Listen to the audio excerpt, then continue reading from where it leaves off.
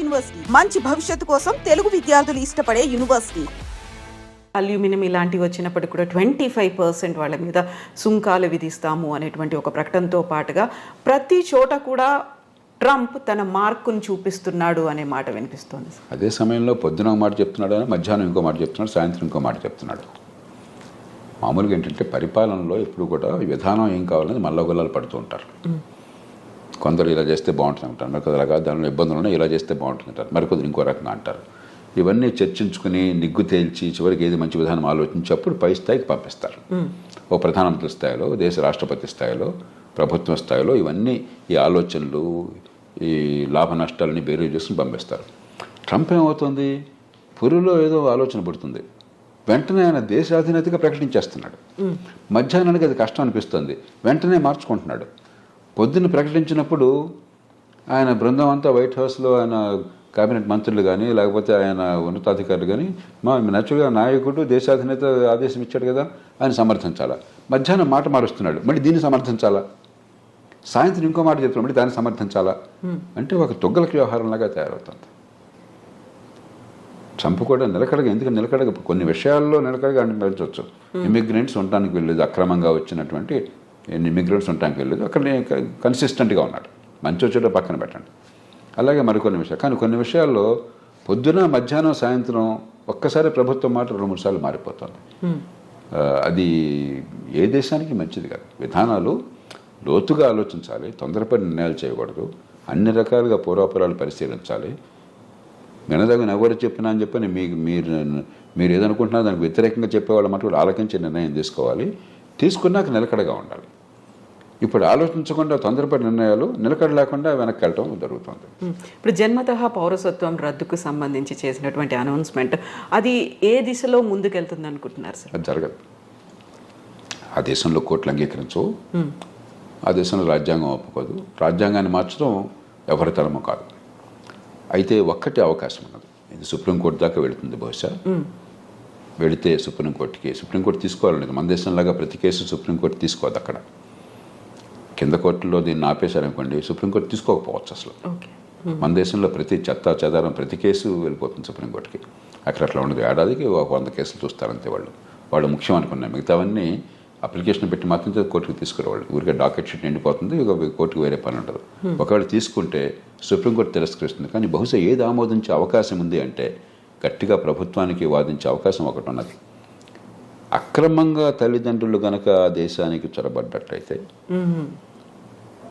ఏ రకమైన డాక్యుమెంట్ వేసా లేకుండా అలా చొరబడ్డాక ఈ దేశంలో బిడ్డల్ని కన్నట్టయితే వాళ్ళకి పౌరసత్వం రాజ్యాంగంలో పదజాలం ప్రకారం వాళ్ళకు కూడా ఉంటుంది, ఆ దేశంలో పుట్టారు కాబట్టి. కానీ రెండో పార్టీ పదజాలం మళ్ళీ కొంచెం సందిగ్ధంగా ఉంది. కాబట్టి దేశంలోకి రావడమే అక్రమంగా ఉన్నారు కాబట్టి అక్రమంగా వచ్చిన వాళ్ళకు, అక్రమంగా ఉన్న కాలంలో పుట్టితే వాళ్ళకి లేదని చెప్పి బహుశా కోర్టు ఒప్పుకోవచ్చు, మనకు తెలియదు. కాబట్టి భారతీయులకి ఇప్పుడు ఈ రకంగా అక్రమంగా వెళ్ళిన వాళ్ళకి ఇబ్బంది అవుతుంది. కానీ 195 మంది భారతీయులు ఈ దేశం నుంచి అమెరికా పోయేది చదువుకున్న వాళ్ళు, నైపుణ్యం ఉన్నవాళ్ళు, ఆ దేశంలోనే ఉన్నత విద్యను పొందిన వాళ్ళు చాలామంది, నైపుణ్యం వల్ల చాలా పూర్తిగా పద్ధతి ప్రకారం వీసా పొందిన వాళ్ళు.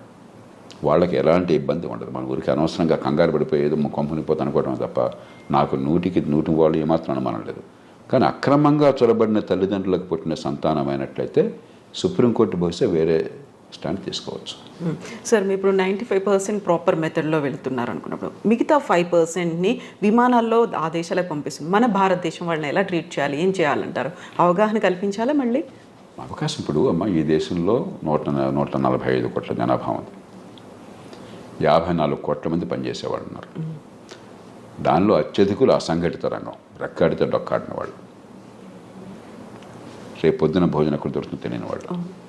కాబట్టి మన దేశంలో వాళ్ళేదో అక్రమ ఖర్చు పెట్టి అమెరికా వెళ్ళారు కాబట్టి వాళ్ళని ప్రత్యేకంగా నెత్తినెక్కించుకోవడం సాధ్యం కాదు. అందరి పౌరులతో సమానం.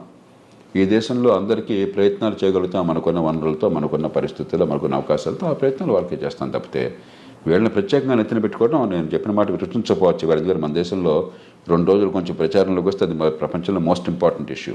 అంటే భారతదేశంలో ఈ కోట్ల మంది భవిష్యత్తు అక్కర్లేదా మనకి? కాబట్టి ఖచ్చితంగా ఈ దేశంలో ఉన్న మేరకు ఆ పరిస్థితులను బట్టి అవకాశాలు ఉంటాయి. అక్కడి నుంచి వచ్చేవాళ్ళు మరి ఇంకోటి గమనించండి, అత్యధికులు లక్షలాది రూపాయలు ఖర్చు పెట్టి వెళ్ళిన వాళ్ళు. కాబట్టి వాళ్ళు కొంత సొంతంగా బతకగల వాళ్ళు, బతకలేని వాళ్ళు కాదు.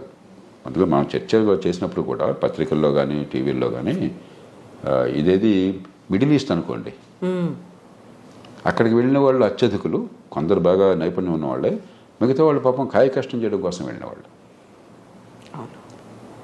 అది ఇది ఒకటి కాదు. అంచేత మనం ఖచ్చితంగా సానుభూతి చూపెట్టాలి. అంతేగాని మిగతా అన్ని వదిలేసి వీళ్ళ కోసం ప్రత్యేకంగా ప్రభుత్వాలు చేయమంటే మిగతా ప్రజలంతా ఏంటి? ఈ దేశంలో ఒక పేద దేశం, కోటాను కోట్ల మంది అసంఘటితంగా ఉన్నారు. 185-90 మంది నెల జీతం లేనటువంటి కష్టపడి పనిచేస్తున్న వాళ్ళు, రెక్కాడి దగ్గర డొక్కాడిన వాళ్ళు. అందరి సంగతి పట్టించుకోవాలి ప్రభుత్వం, అందరితో పాటు తప్ప అందరికంటే ఎక్కువగా నెత్తిన పెట్టుకోవడం సాధ్యమో కాదు, అవసరమో లేదు. సో ఇప్పుడు మోదీ విజిట్ అనేది ఉంది సార్, రెండోసారి మా రాష్ట్రపతి అయిన తర్వాత వెరీ ఫస్ట్ టైం మీట్ అనేది ఉంది. ఏం జరుగుతుంది సార్, ఏమేమి ఎక్స్పెక్ట్ చేయొచ్చు మనం? ఇప్పుడు 3 విషయాలు. ఒకటి, ఇవన్నీ పక్కన పెడితే పార్టీ ఏదన్నా ఒకటి అమెరికాలో భారత్కి అమెరికాకి చాలా విషయాల్లో ఏకాభిప్రాయం ఉన్నది, ఉమ్మడి ప్రయోజనాలు ఉన్నాయి. అందుకనే వ్యూహాత్మకమైన ఒప్పందం, స్ట్రాటజిక్ అలయన్స్ అంటున్నాం. ఎందుకంటే చైనా ఒక పెద్ద భూతంలా కనిపిస్తుంది, వాళ్ళకి భూతం మనకి భూతం, వివిధ కారణాల వల్ల. ఆ నేపథ్యంలో దాన్ని మరింత సంఘటితం చేయడం, బలోపేతం చేయడం. రెండోది, ఇవన్నీ ఒక రకంగా చిన్న చిన్న సమస్యలు, పెద్ద సమస్యలు కాదు. మనకేదో పేపర్లో హెడ్లైన్ వచ్చింది కాబట్టి అనిపిస్తుంది, కానీ ఒక 10,000 మంది 20,000 మంది అక్రమంగా చొరపడిన వాళ్ళని తిరిగి పంపించడం అనేది లార్జర్ కాంటెక్స్ట్లో చాలా చిన్న సమస్య. అమెరికాలో బహుశా 50 లక్షల మంది భారతీయులు ఉన్నారు. 10,000 మంది 15,000 మంది లక్ష ఏంటి అసలు? వాళ్ళంతా అధికారికంగా చట్టబద్ధంగా వీసాలతో వెళ్ళిన వాళ్ళు. కానీ ఇలాంటి చిన్న చిన్న ఉంటాయి. ఇవన్నీ కూడా పరిష్కారం ఉభయతారకంగా కొంత ప్రయత్నం చేయడం. కానీ కీలకమైనది ఏంటంటే వాణిజ్యం, అంతర్జాతీయ వాణిజ్యం. భారతదేశానికి అమెరికాతో మిగులు ఉన్నది, కానీ పెద్ద మిగులు లేదు. పెద్ద మిగులు ఉన్నది అమెరికాకి కెనడాతో ఉన్నది, అంతకంటే ఎక్కువ మెక్సికోతో ఉన్నది, చైనాతో, మెక్సికోతో, కెనడాతో ఉన్నాయి. వియట్నాంతో దాదాపు $62 బిలియన్ మిగులు ఉన్నది. చిన్న దేశం, గోచిపాత దేశం. మంది 60 బిలియన్ డాలర్లు, మంది $30 బిలియన్ అంతా మిగిలింది మనకి, భారత్కి. అమెరికా ఒక్కటే పెద్ద దేశం, మనకి అసలు మిగిలి ఉన్నది. తగ్గించాలని ఒత్తిడి ఉంటుంది. అందుకనే మన బడ్జెట్ కూడా కొంత మనం దిగుమతి సుంకాలు తగ్గించే ప్రయత్నం చేశాం. ఉభయతారకంగా ఆయన మనసును గుర్తిరిగి కాస్త ఆయన్ని ప్రసన్నం చేసుకోవటం, అదే మన ప్రయోజనాలను కాపాడుకోవటం. మనం నష్టపోకూడదు. అవతల వాళ్ళకి మీరు అంత భీష్మించి కూర్చున్నప్పుడు వాళ్ళకి ఏదో కొన్ని చూపెట్టాలి. కాబట్టి వాణిజ్యం విషయంలో ఏం చేయాలి? ఈ 3 ప్రధానమైన అంశాలు అవుతాయి చర్చలో. సో మన దగ్గర నుంచి వస్తున్నటువంటి దిగుమతుల మీద కూడా విపరీతమైనటువంటి సుంకం పెట్టబోతున్నారు, టారిఫ్లు విధిస్తారు అనే మాట అంత ఎక్కువ ఉంటుంది. వీళ్ళకి మనకి ఏంటంటే ఇదిగో పుల్లాడి దిగో తోక అంటున్నాం మనం. మెక్సికో నుండి కెనడా మీద సుంకాలు పెడతా ఉన్నారు, మళ్ళీ వెంటనే మధ్యాహ్నానికి మార్చేశారు, సాయంత్రం ఇంకోటి అన్నారు. మన మీద కూడా ఇవన్నీ ఏంటంటే నెగోషియేటింగ్ టాక్టిక్.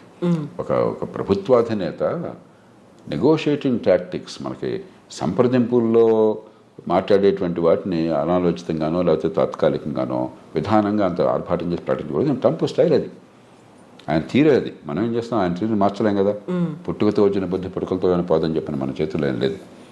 అంచేత మన మీద కొంత ఒత్తిడి మన మీద ఉంటుంది, కానీ భయంకరంగా ఏముండదు. మనం కూడా కొంచెం ఉభయతారకంగా వ్యవహరించినట్టయితే, మన ప్రయోజనాన్ని కాపాడుకుంటూ ఒడుకు వ్యవహరించినట్టయితే మనకి పెద్దగా నష్టం ఉంటుంది. సో ఫస్ట్ 100 డేసే కీలకమైనప్పుడు, మీరు చెప్పినట్టుగా ఇన్ని కన్ఫ్యూజింగ్ నిర్ణయాలు పూటకొకటి మారుతూ ఉన్నప్పుడు, వాట్ అబౌట్ మిగతా టెన్యూర్ అనేది ఎలా ఉంటుంది అనుకోవచ్చు సార్? ఇప్పుడు అమెరికాకి ఏమవుతుందో అమెరికా వాళ్ళు చూస్తుంటారు, మీకు నాకు బాధపడాల్సిన అవసరం లేదు. ప్రపంచానికి ఏమవుతుందని ఆలోచించాలి. ఏమవుతుందంటే అమెరికా తిరుగులేని నాయకత్వం ఉన్న దేశం, ఆర్థికంగా కానీ సైనిక పరంగా కానీ. ప్రపంచంలో కాస్త ఏమనాలి, ఒక కోఆర్డినేషన్, కొన్ని మౌలిక సూత్రాలు, కొన్ని మౌలికమైనటువంటి పద్ధతులు, అంతర్జాతీయ వాణిజ్యం కావచ్చు, మరొకటి కావచ్చు, ఇలాంటి విషయాల్లో అమెరికా ఒక పెద్ద పాత్ర వహిస్తుంది. అమెరికా ఆదర్శంగా ఉంటుంది. అది క్రమేణా పలచబడుతుంది ఇది కొనసాగితే. రెండోది, నిలకడలేని విధానాలు, పురుల్లో బుద్ధి పుట్టినట్టు ఏది పడితే అది తుక్కలకు విధానాలు కనిపిస్తుంటే మళ్ళీ అంతర్జాతీయ సమాజంలో అమెరికా నాయకత్వం తగ్గి చైనా గొప్ప దేశంగా అనిపిస్తుంది. వాళ్ళతో పోలిస్తే వీళ్ళు ఉన్నారు, కాస్త పద్ధతి ఉంది, నిలకడ ఉందని చెప్పని. కాబట్టి ట్రంప్ కానీ ఆయన బృందం కానీ కొద్దిగా ఉభయతారకంగా వ్యవహరించకపోయినట్టయితే అమెరికా నాయకత్వం బలహీనపడి చైనా నాయకత్వం పెరిగే అవకాశం ఉంది. భారతదేశానికి ఏనాడైనా సరే ఈ రెంటి మధ్య అమెరికా మేలు మనకి మనం ఉన్న పరిస్థితుల్లో. కాబట్టి అది కొంచెం దీర్ఘకాలికంగా మనకు కొంత ఇబ్బంది ఉన్నది. కానీ ఇక అమెరికా అది కోరుకుంటే మనం ఏం చేయగలం, చూద్దాం ఏమవుతుంది. సో అప్పుడు మన దౌత్య వ్యవహారాలు కానీ మనం చేసేటువంటి ప్రయత్నాలు కానీ ఏమన్నా మార్పు తెచ్చే అవకాశం ఉందంట. అందుకనే ఇప్పుడు మనం చాలా జాగ్రత్తగా వ్యవహరిస్తున్నాం. పార్టీ ఏదైనా కూడా ఢిల్లీలో అధికారంలో ఉన్న పార్టీ అమెరికాతో మైత్రి సంబంధాలు మనకు తగ్గటం లేదు. అక్కడ ఏ పార్టీ ఉన్నా, మన దేశంలో ఏ పార్టీ ఉన్నా కూడా యూరప్తో సంబంధాలు మనం తగ్గించుకోవటం లేదు. చైనాని మనం శత్రువుగా తీసుకోవటం లేదు. సరిహద్దుల దగ్గర ఏమన్నా దాడి చేస్తే వాడు గట్టిగా ఎదురు తిప్పుతున్నాను తప్పితే చైనాని శత్రువు చూడలేదు. మనం చాలా సమావేశాల్లో చైనాతో కలిసి పనిచేస్తున్నాం. ఇదే సరే. అలాగే రష్యా ఎన్ని ఇబ్బందులు పెడుతున్నా కూడా యుక్రెయిన్ని మన రష్యాతో వైరం పెట్టుకోవట్లా, ఇరాన్తో వైరం పెట్టుకోవట్లా. ఇది సరైన పద్ధతి. మన ప్రయోజనాలు మనకు ముఖ్యం తప్ప అమెరికా ఏం కోరింది, యూరోప్ ఏం కోరిందో మనకు ముఖ్యం కాదు. వాళ్ళకి నొప్పించకుండా, మనకి తానవ్వక నొప్పింపక మన ప్రయోజనాలను కాపాడుకోవాలి. నా దృష్టిలో మన ప్రభుత్వాలు చిత్తశుద్ధితో ఆ ప్రయత్నాలను చేస్తున్నాయి. అవి కొనసాగించాలి.